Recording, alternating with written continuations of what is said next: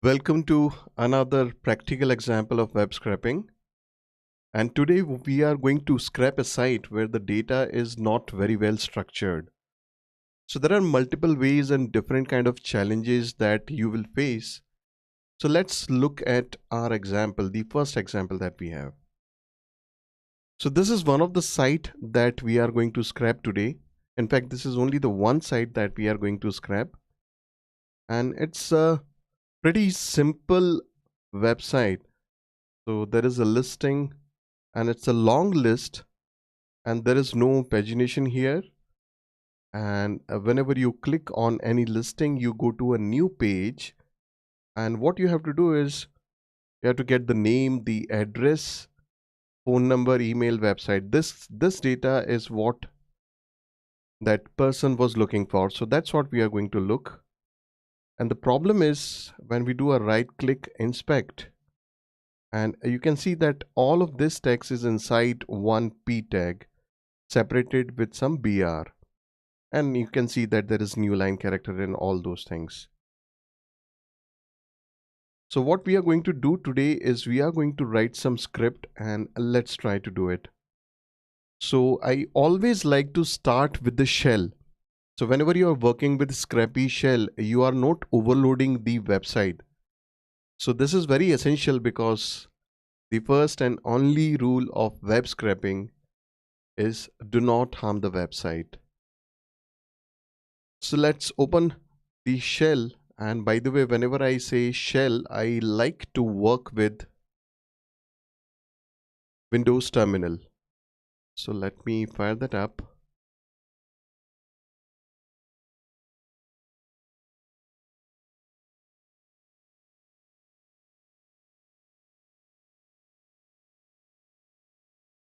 So I got it here.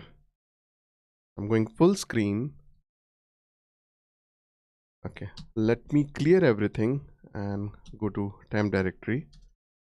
Now I got some shortcuts here, so those shortcuts I'm going to talk about those shortcuts that I'm using in some later video. But today let's stick to the website that we are going to scrap. Alright, so the website is this. And the first thing that we are going to do here is we are going to take this first page where we have all the things listed, and let's open the shell. So there are two ways to launch this shell. So we can just write Scrapy shell and then pass in this URL in double quotes. It's not essential, but we can do that. Or the other way is to just open Scrapy shell without any argument. And once everything is loaded, so what we can do now is we can use the fetch command.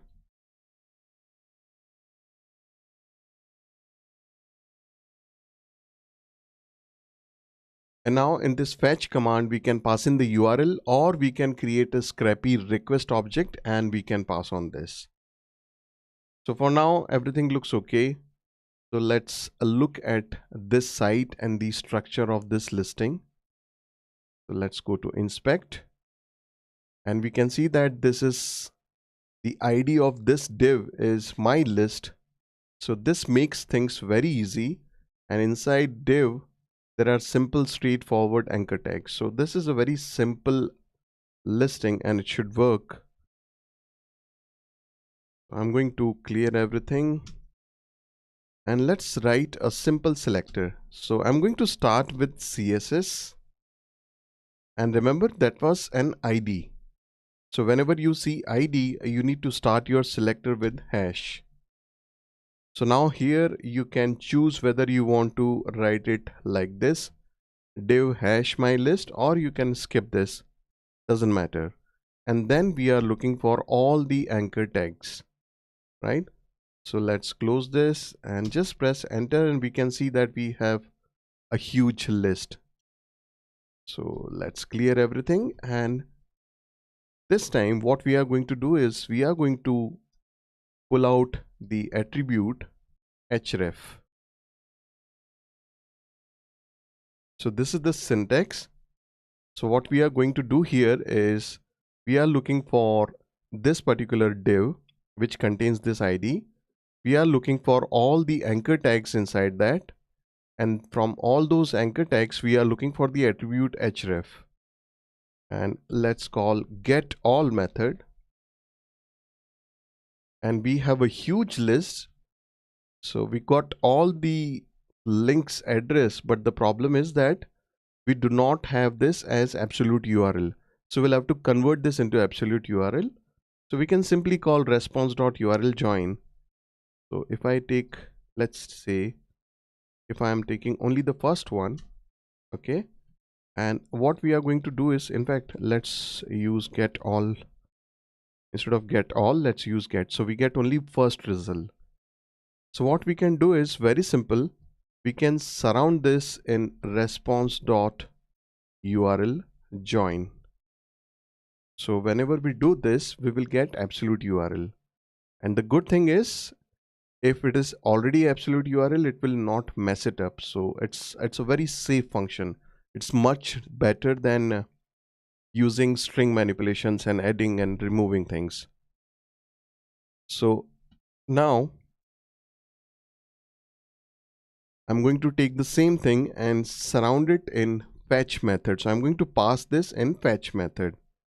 So see, effectively what we are doing is we are executing all the commands from the shell, and this way what we are doing, there are two benefits. The first benefit is that we are not overloading the server, and the second benefit is because we are just sending one request at a time. And secondly, we are simply going to write all the code here, and later on it will be very easy to copy paste all the code from this to a file. All right. Now, sometimes I get this question that why not use Jupyter Notebooks? So whenever you are working with Scrapy, you are going to use standalone Spider in some cases, but mostly you will be working with projects. So when you are working with the projects, you have multiple files to manage. So in that case, a Jupyter Notebook is not going to help. You will need an IDE. You can use VS Code, Sublime, you can use PyCharm, whatever you like, it doesn't matter. As long as you are comfortable with the IDE, it should be fine. So now this page has been executed, this page has been loaded. So let's confirm the URL. So if we just call response.url, we will get the exact page where this URL is pointing to. So we can copy this and paste it here. So we are on this 13 Honey S or Singapore, I guess, Singapore Private Limited.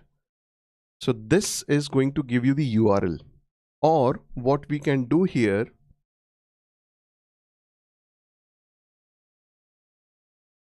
just took a moment to check whether the stream is okay. Okay, so Ram, hello. All right, so stream looks okay. If there is any point where you are not able to hear me or look at the screen, just let me know. So anyway, coming back, the second thing that I wanted to show is instead of response.url, if you just call view response. So here what you will see it exactly what the browser got. Okay, so it opened in on the other monitor, but now if you look at the URL, you can see that this is C users temp app data local temp. So basically this has created a temporary folder, a temporary file in my temp folder, and it's showing exactly the same page. So what you see here is exactly what Scrapy is looking at. All right, excluding the images in JavaScript. So that's not counted. So anyway, now let's build up the selectors. Let's right click and look at the, let's use the inspect. Okay, so Control Shift I. So we are on Firefox, so I'm going to switch to Chrome. It doesn't actually matter, but most of the people actually use Chrome, so I'm going to use Chrome.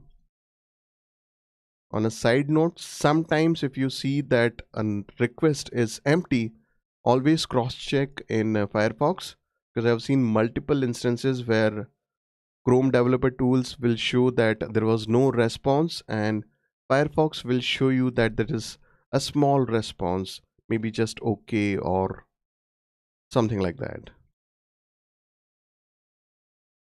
Hello, Rashidul. All right, so let's come back here, right click, inspect. Now here we can see that this is the name which is inside this strong, and this is the class. So this is H6. All right, so the first thing that we can do is Control F right here. Note that the focus is here. If I come here to the page and click here, this Control F will open this find window which is going to search inside this. That is not what we are looking for. So just click here, click on elements or click anywhere and then press Control F.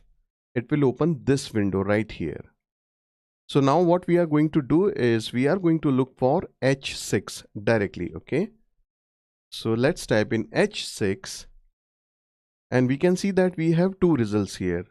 So the first is actually opening and the second one is closing. Now here we can use CSS or XPath. So let me show you both ways. So let's come here. I'm going to clear everything and let's start with CSS. So if I just say H6 and look for the text, and note that I'm going to call get all just to be sure that there is one or more than one. Okay. So anyway, we are getting one, that means there is only one H6. Now let me show you how it works with XPath. So rather, let me write it from the scratch. So response.xpath, and in XPath, the syntax is going to be /H6. So whenever you say /H6, it is going to look for all the H6 elements. All right. So let's write get all, and we have exactly one element because there is no other H6. Now in CSS selector, the syntax was :text. Here we are going to use the text function, right? So you can use either of these two methods to get the exact text which is contained inside this H6. Good morning from Brazil. Okay, excellent. I'm in India, so it's good evening. Good evening to you.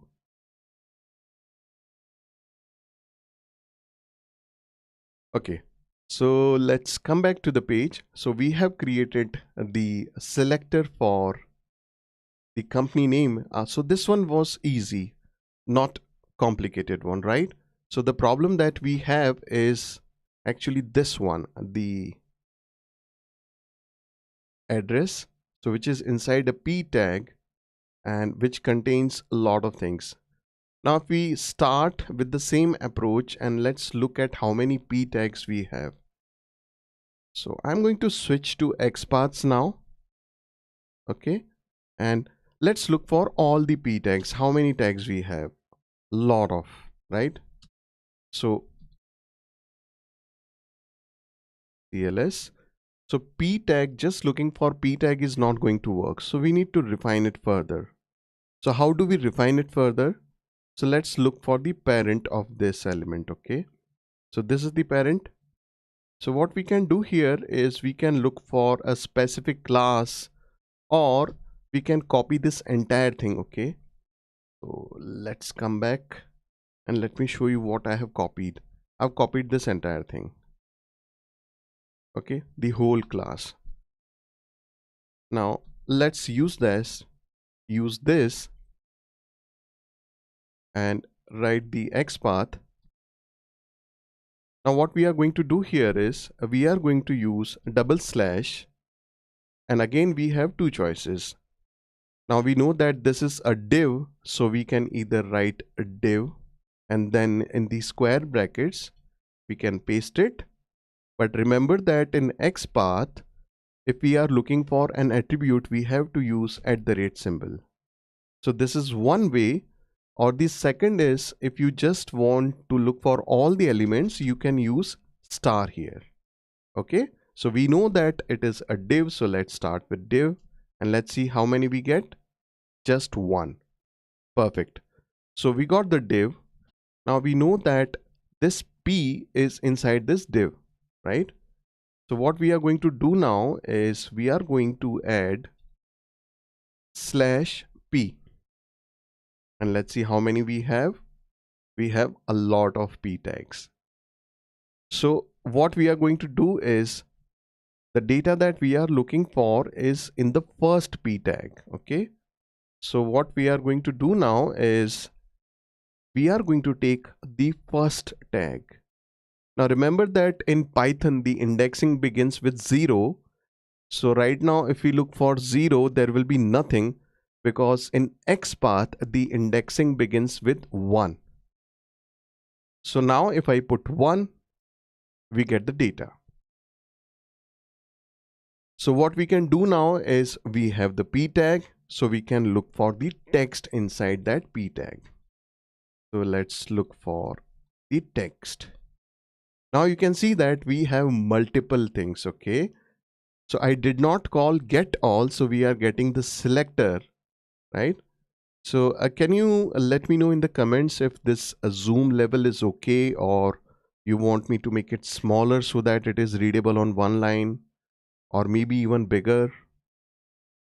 Let me know in the comments, I'll appreciate that.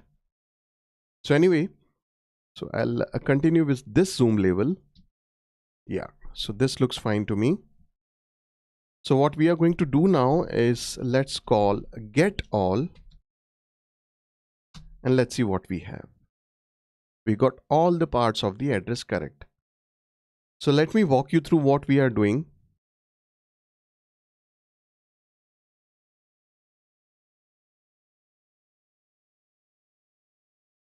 Okay, so there is a comment in Russian.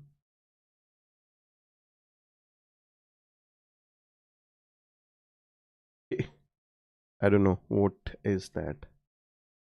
All right, so cool. So thank you for your confirmation.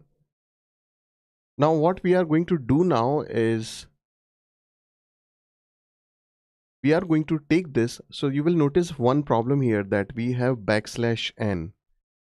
So what we are going to do is we will take all these items one by one. Perfect, thank you. So we are going to do is we will take all these items and one by one we will clean them up before combining into one final part. All right, so let's move on to the next problem that we have. The next problem is this telephone number. So let's see how's the structure. So this is again inside p tag, and then in strong we have tel, and then just like that we have the telephone number lying around. All right, so now this is another problem that we want to solve. Okay guys, thank you. So now we need to extract this. So there is no class, there is no specific ID. So how do we make sure that we are getting the telephone number?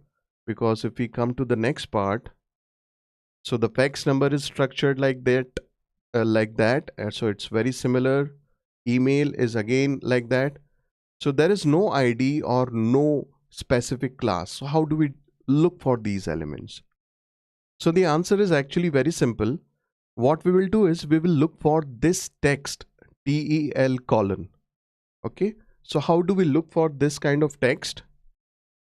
Let me show you how. So what we are going to do is response.xpath.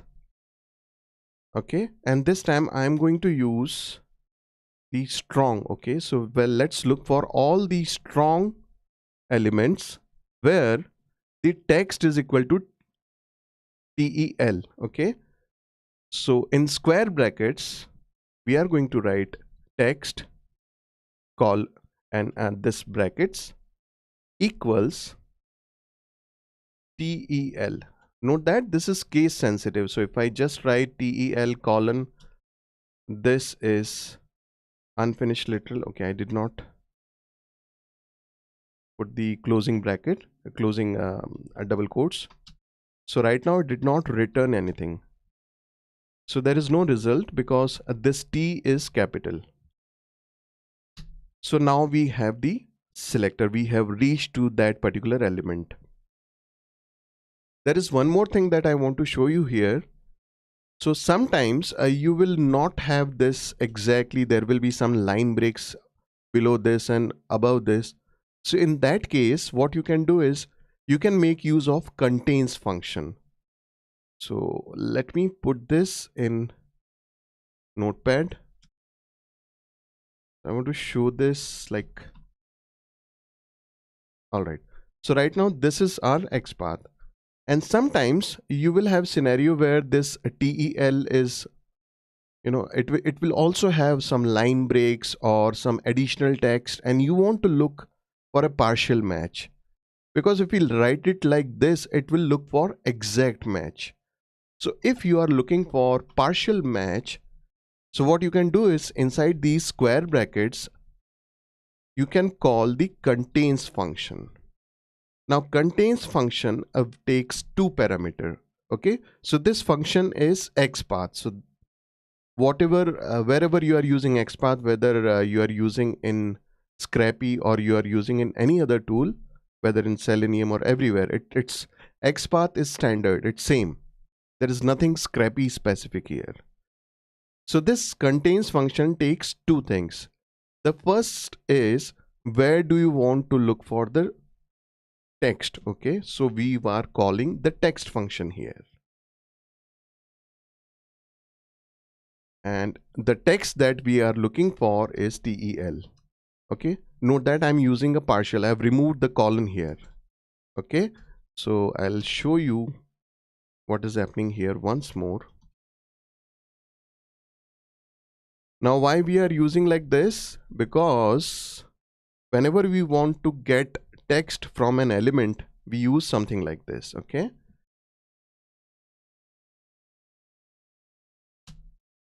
so and okay, these are my filler words. I use them a lot.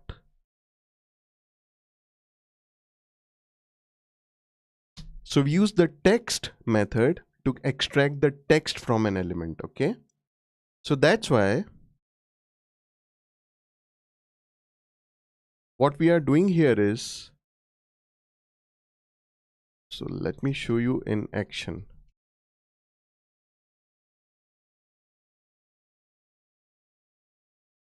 Get all. Now see what is happening here. I have provided only TEL and it still got me this element, right? And if I provide the earlier one here we have to provide the exact one. Here if we remove this colon, it's not going to result anything. So if you exactly have whatever you want to, what you are looking for, you can use equal to, otherwise you have to use the contains function. I hope it clarifies few things. So let's move on to the selector that we were creating. So in fact, we already created that selector. So this is our selector, right? And if we call get all, so get all is just to make sure that we are getting exactly one element. So now we have this element.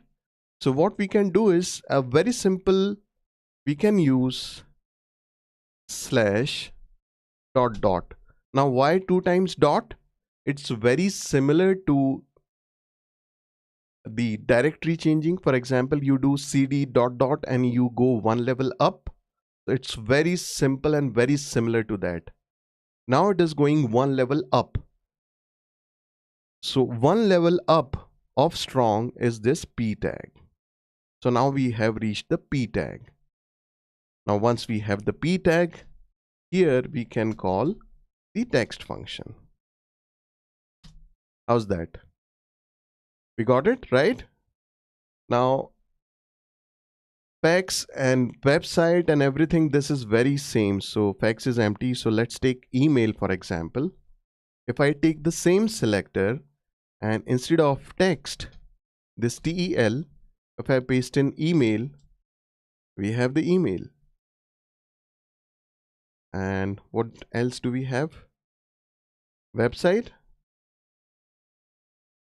Oops.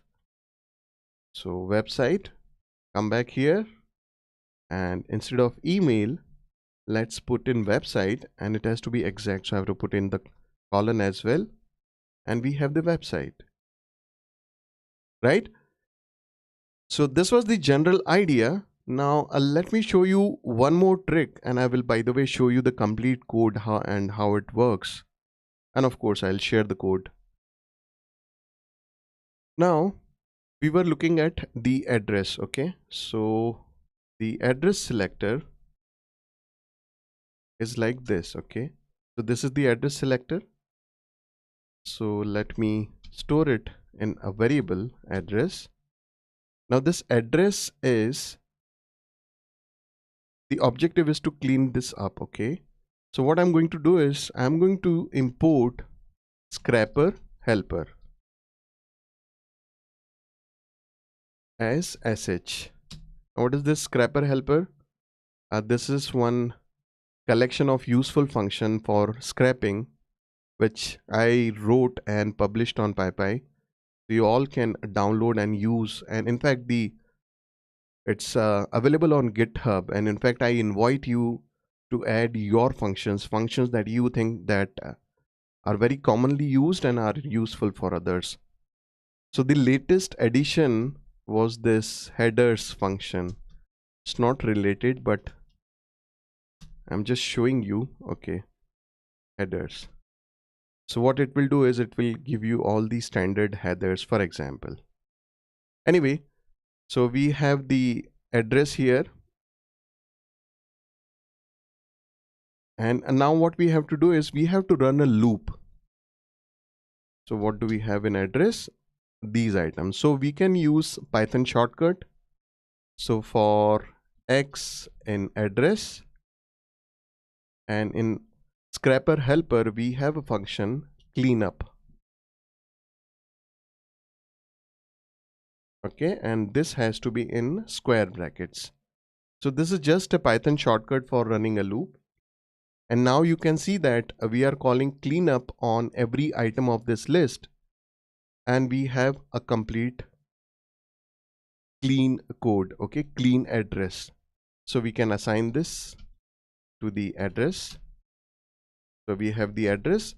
Now if you always have only 3 items, you can put them in separate columns, like the address 1, address 2, and the city, or something like that. Or what we can do is we can call another useful method. So this method is dot join. Now this method is from string. It works for strings, and it takes a list. All right. So if I just put empty string dot join and a list, so this will be the output. Or if I take a comma, this will be the output. Or if I take a comma and a space, this will be the output. So this is another useful function which I personally use a lot. So this combined with the address, this is going to be your complete selector. So this will give you the clean address in one cell. So now I'm going to bring on the screen the complete code that I have written, because if I write everything and copy paste, it's going to take a lot of time. So let me walk you through what I have written. This is the final code which I'm going to share. So importing Scrapy and scrapper helper, and this is the starting URL. Okay, so this was the first page. Yeah, this is the one.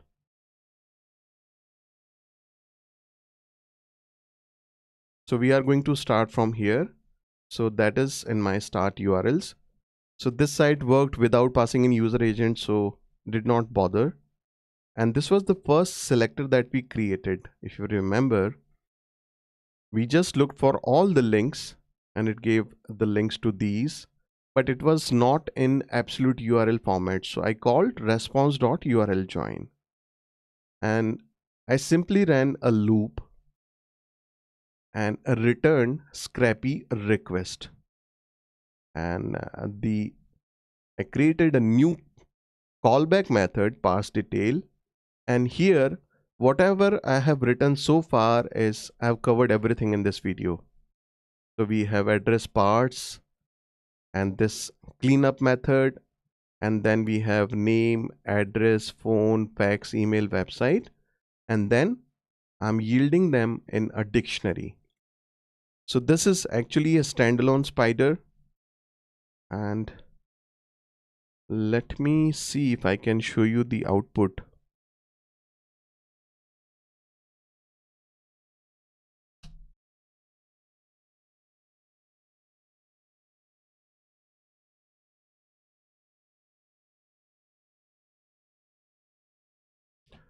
So by the way, one more tip: whenever you are opening up CSV files, don't open in Excel, because what Excel will do is it will take phone numbers and it will mess them up. So I believe you might also have this problem. It will Excel will convert phone numbers into, it will treat them as numbers and it spoils everything. So the program that I use to open CSV is LibreOffice. So it's an open source Office alternative. But the good thing is, whenever you open a CSV file, you are presented with this dialog. So you can choose the character set. So this is UTF-8 and separated by comma. And the best part, I can select the columns here, for example, phone number, and this column type, I will set it as text. Or if you want, you can just select the first one and shift select the last one and set everything to text. And now you open this. I did not run it completely. I stopped it mid run. So still I got 42. Yeah. So we can actually, if I let it run, it will give the complete result. But there you have it. You have the name, address, phone number, fax, email. And I always like to keep this link. And how do you get the link? Response.url. So if there is something wrong with this CSV file, I can always just go and take a look. For example, this one doesn't have website. So I can take this link and go to the page.